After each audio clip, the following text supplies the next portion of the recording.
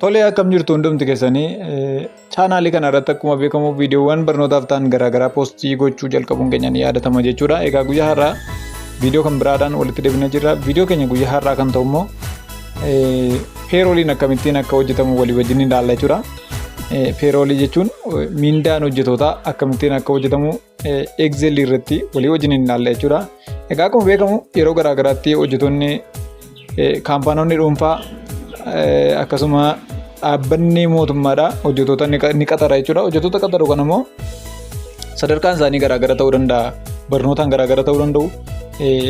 Muuxannoodhaan garaagara ta'uu danda'u. Tooftiidhaan garaagara ta'uu danda'u. Akkasuma fiildiidhaan illee garaagara ta'uu danda'u. So hojjetoota sadarkaan isaanii garaagara ta'e kanaafi damoosni gaafa hojjetamu rakkisaa ta'uu danda'a jechuudha. So Excelii gaafa fayyadamnu Standardii yookiin immoo foormulaa mootummaan baaseen akkamittiin akka hojjechuu dandeenyu walii wajjin ilaalla jechuudha. Penshiniin maal akka ta'e, taaksiin akkamittiin akka hojjetamu, net salariin, gross salarii waan ta'u walii wajjin ilaalla jechuudha. Akkamittiin akka isaan hojjetaman walii wajjin ilaalla jechuudha. So amma dhumaatti viidiyoo kana daawwachuu hin dagatinaa. Chaanaalii kanaaf haaraa yoo taatan immoo subscribe gochuudhaan viidiyoowwan barnootaaf ta'an akkasii hordofaa isin jenna. So kallattiidhaan gara viidiyootti isin dabarsa. So peerooliin kan hojjetamu Microsoft Office Excel irratti jechuudha. So startii deemuudhaan Excel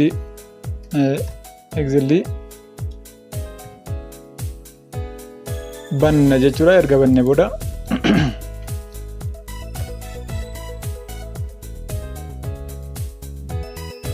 akkuma isin argitanii foormulaa kun iddoo kana waan isin kaa'ee jiruu fi nama kamiiniyyuu akka hin rakkifnetti jechuudha.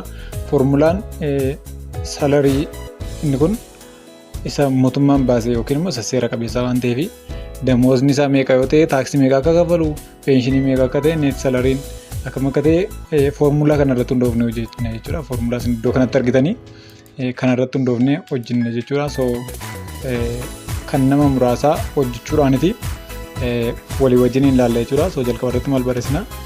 Nambariitu jira.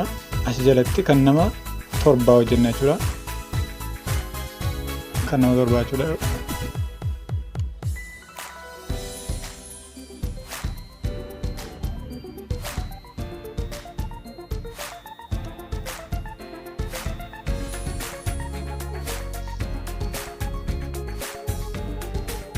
Lakkoofsa 7 erga barreessinee booddee iddoo kanatti immoo maqaa barreessina.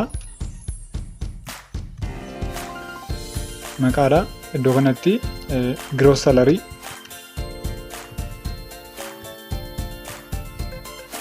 Gross salary jechuun mindaa nama tokko utuu taaksiin irraa hin citin, utuu penshiniin yookiin immoo xurataan irraa hin citin jechuudha. Iddoo kanatti taaksiitu jira. Taaksii jechuun gibira mootummaaf kaffalamu. Itti aansee penshiniitu jira. Penshinii xurataa jechuudha. So xumura irratti maaltu jira? Net salariitu jira jechuudha. Hundumti isaa iyyuu irraa citee kan harka gahu jechuudha. Net salariin iddoo kana jira jechuudha. So iddoo kanatti maqaa namootaa gashina jechuudha. Iddoo kanatti kan galu maqaa hojjetootaa jechuudha. Fakkeenyaaf kan nama 7 hojjenna inni irraa Abdii.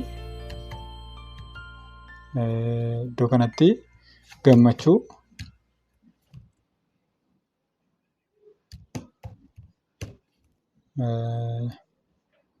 Meetii, Fufaa, Kabbadee,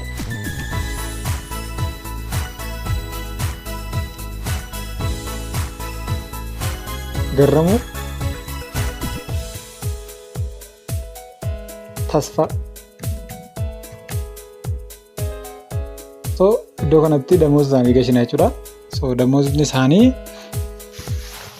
iddoo kanatti gashinu damooza kamiiniyyuu ta'uu danda'a jechuudha.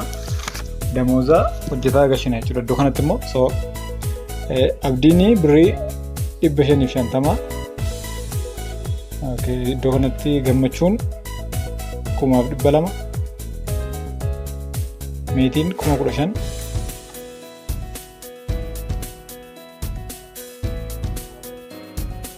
Fufaanii 3,100 Kabbadee 5,000 Garramuun 6,500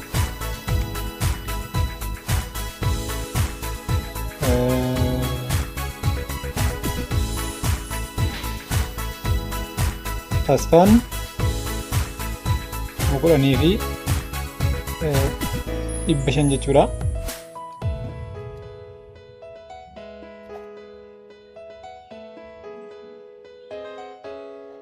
So inni jalqabaa maal ta'a jechuudha, taaksii hojjetaa irraa cituudha jechuudha. So taaksiin akkuma sila jennee sadarkaa damooza hojjetaa irratti hundaa'ee garaagara ta'a jechuudha. Akkuma isin argitanii namni tokko qarshii 600 fi isaa gadi nyaata argata yoo ta'e ji'aanii taaksiin irraa citu hin jiru.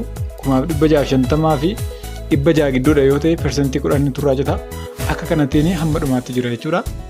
So hamma dhumaatti amma 10,000 fi 900 qoqqoodamee jira jechuudha. 10,000 fi 900 olitti garuu damoozni nama kamiyyuu taaksiin wal fakkaatatu irraa cita jechuudha. Damoozni 10,000 fi 900 ol taanaan persentii 35 wal fakkaataadha jechuudha kan nama hundumaa. So jalqaba irratti maal goona? Taaksii hojjechuudhaaf iddoo jalqabaa irratti akkuma isin argitan booksii jalqabaa irratti erga kiliik goone booddee isa dhufna FX kanas kiliik goona jechuudha. Fankishinii kiliik goona jechuudha. Erga kiliik goone booddee maal arganna? Avreejitu jira, samishinitu jira, kaawuntii maaksii siinii iffitu jira. Warreen kun warroota nuti Excelii keessatti itti gargaaramnudha jechuudha. Gosa garaagaraatu jira. Samishinii hojjechuudhaaf, avreejii hojjechuudhaaf, hyperlinkii, kaawuntii maaksii siin warreen jedhaman kun warroota akkuma isin argitan amma as keessatti warri isin argitan kun warroota nuti Excelii irratti hojii garaagaraa hojjechuudhaaf itti fayyadamnudha jechuudha. So nuti maal fayyadamna? Iffi fayyadamna jechuudha. Fankishinii iffi fayyadamna jechuudha. Iffiin kanneen akka peeroolii hojjechuudhaaf kanneen akka qabxii barataa gireedii hojjechuudhaaf gireedii kanneen akkasii hojjechuudhaaf kan nu gargaaru iffiidha jechuudha. Erga selektii goonee booddee booksii kana fakkaatutu nu dhufa jechuudha. So booksiin kana fakkaatu loojikaal teestiidha. Iffi iddoo kanatti gashina jechuudha. Loojikii iddoo kanatti erga gashine booddee maal jechuudha? Iffenne dhufnee asii giroos salarii isa jalqaba selektii goona jechuudha. Selektii goone iffi kan jedhu kun yoo giroos salariin jechaa jirra jechuudha. Yoo giroos salariin meeqa ta'ee 600 fi isaa gadi yoo ta'e vaaliyuun eessatti iddoo kanatti gashina jechuudha. Vaaliyuu maal ta'a? Taaksiin yookiin immoo vaaliyuun 0 ta'a jechuudha. Akkas jechuun namni kun waan kaffaluu hin qabu jechuudha. Taaksii kaffaluu hin qabu jechuudha. So erga irratti vaaliyuu gashine booddee booksii isa dhumaa irratti homaayyuu hin barreessamu. Garuu kiliik gochuu akka hin daganne kiliik erga goonee booddee sararnaa iddoo kana dhufna jechuudha. Iffiitti buunaa jechuudha. Iffiitti erga buunee booddee dagana maaltu nu dhufa? Booksii kan biraatu nu dabalamaa jechuudha. So booksiin kan biraan nu dabalamu kana irratti ammas utuu walirraan kutin maal gashinaa dhufnee addunyaa gross salary select goona jechuudha. Gross salary select goone ammas if greater than less than or equal to inni taanu meeqa jechuudha. Leeveliin mindaadhaa 1,650 fi 600 gidduu yoo ta'e jira jechuudha. Meeqa kaffala namni kun dhufnee addunyaa gross salary select goone baay'isuu persentii 10 kaffala jechuudha. Namni kun persentii 10 hir'isuu 60 jechuudha. Inni kun foormulaa mootummaan kaa'edha jechuudha. Namni damoozi isaa 600 fi 1,650 gidduu ta'ee persentii 10 kaffala jechuudha. Persentii 10 turraa jira jechuudha. So akkuma jalqabaa asirratti kilik goonee gara iffiitti deemna jechuudha. Ammas dhufnee asii select goona. Gross salary select goone loojikii gashaa waan jirruuf leezaan or equal to inni itti aanu 3,200 yoo ta'e immoo 1,650 fi 3,200 gidduu yoo ta'e immoo meeqa kaffalaa? Dhufnee addunyaa gross salary select goone baay'isuu persentii 15 jechuudha. Hir'isuu meeqa ta'a? 142 142.5 jechuudha. Ammas akkuma duraanii asirratti select goonee gara isaa deemnaa if select goona jechuudha. So ammas gross salariin sadaffaa argeenyerra. Gross salariin 3,200 fi amma meeqa ta'a? 5,250. 5,250 gidduu yoo ta'e immoo persentii 20 kaffala jechuudha. So less than or equal to jennee 5,250 yoo ta'e persentii meeqa kaffala jechuudha. Dhufnee gross salary asii select goone baay'isuu jenna jechuudha. Baay'isuu persentii 20 erga jennee booddee asitti persentii kana biraan hambisuu hin qabnu jechuudha. Biraan hin hambisnu yoo ta'e sirrii waan hin dhufnee fi persentii 20 hir'isuu 302 jechuudha. 302.5 turaa jita. So asitti akkuma duraanii kilik goonee ammas gara ifitti deemna jechuudha. Ifi erga jennee booddee amma dhufnee gross salary select goonee less than or equal to 7,800 yoo akkas ta'e immoo gara 25 dhaqa jechuudha. Inni asii gross salary select goonee baay'isuu persentii 25 ta'a jechuudha. 25 persentii minus 565 kana turraa jira jechuudha. Namisa kilik goonee gara ifitti deebina jechuudha.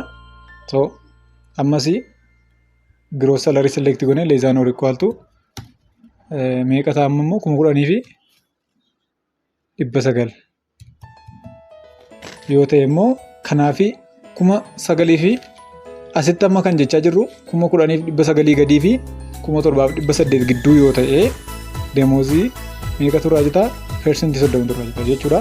So gross salary select goone times 30% dha jechuudha.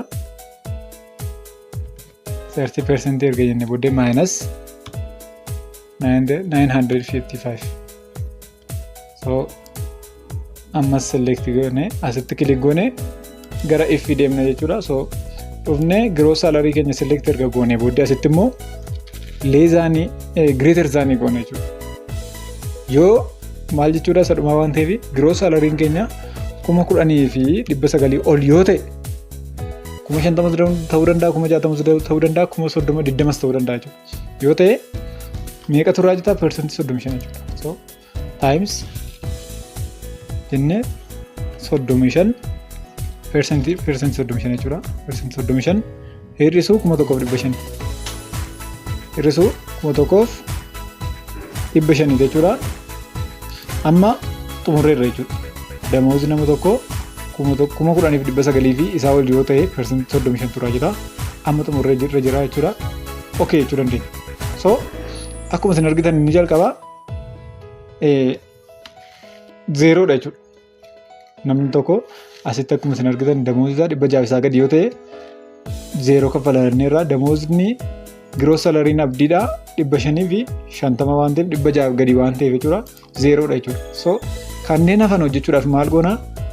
Iddoo kanatti xiqqii ganatti gadi fiduudhaan mallattoo pilaasii kana erga irra kaa'ee booddee ishee qabnee gara gaditti gadi gootatu qofa jechuudha. Amma baay'ina nama keenyaatiin gootatu qofa malee foormulaa kan biraa hojjechuun hin barbaachisu jechuudha. Akkuma isin argitanii gaafa nuti akkas goonu taaksii meeqa akka irraa jiru warri gammachuun fakkeenyaaf amma gammachuun asii 200%. Kanaafiyyuu gammachuun damoozni isaa 1,200 taaksiin kaffalu birrii 60 meetiin 15,000 taaksii ishiin kaffaltu meeqa jechuudha kan irraa jiru birrii 3,750 jechuudha. Fufaan 3,100 gross salariin isaa birrii 322 turaa jira. Kabbadeen 5,000 birrii 697 fi saantima 5 turaa jira jechuudha. So kan hunda isaaniiyyuu akka kanattiin hojjetama jechuudha. Akkuma isin argitanii asitti immoo maaltu hojjetama? Penshinii gara hojjechuutti deemna jechuudha. Penshinii hojjechuudhaaf maal gochuutu nurraa eegama? Is equal to inni persentii 7 inni irra persentii 7 jechuun 0.07 jechuudha. So maal goona? Gross salary select goona jechuudha. Times yookiin immoo baay'isuu meeqaati? 0.07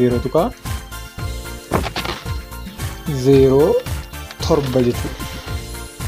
0.07 jechuun penshinii persentii 7 jechuudha. So birrii meeqa? Birrii 38 jechuudha. Kan nama isa jalqaba yookiin immoo kan abdiidhaa birrii 550 argata. Penshinii yookiin immoo xurataa meeqa seef godhata jechuudha? Birrii 38.5 jechuudha jaani. So akkuma duraan arginetti asii mallattoo kana qabuudhaan gara haga baay'ina nama keenyaatiin gadi gosaatuudhaan penshiniin akka kanatti hojjetama jechuudha. Penshiniin fakkeenyaaf kan gammachuu 200 argata birrii 84, kan miitii birrii 1000 fi birrii 50, fufaan birrii 217, kabbadee birrii 350 jechuudha. Akka kanatti penshiniin isaanii akka kanatti hojjetama jechuudha. Inni hafee jiru immoo maalidha? Net salariidha jechuudha. Net salariin immoo kan hundumti isaa irraa jitee harka ga'u jechuudha. So net salary asitti akkuma isin argitanii penshiniin gross salary times 0.7 or 7% of gross salary dha jennee hojjenneerra. Net salary immoo gross salary minus tax plus pension dha jechuudha. Taxi pension walitti daamanii gross salary irraa gaafa hir'ifamanii net salary arganna jechuudha. So iddoo kanatti maal goona? Equal to inni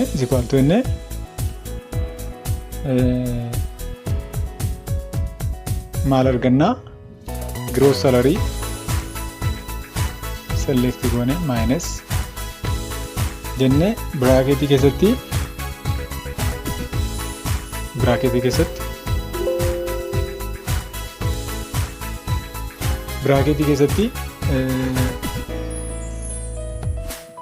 tax plus jenne jechuudha. Tax plus pension jechuudha. So kana gaafa ta'u net salary yookiin immoo kan harka ga'utu argama jechuudha. So kan nama kan harka ga'u birrii 38 fi saantimii 5 irraa jitee meeqatu harka ga'a?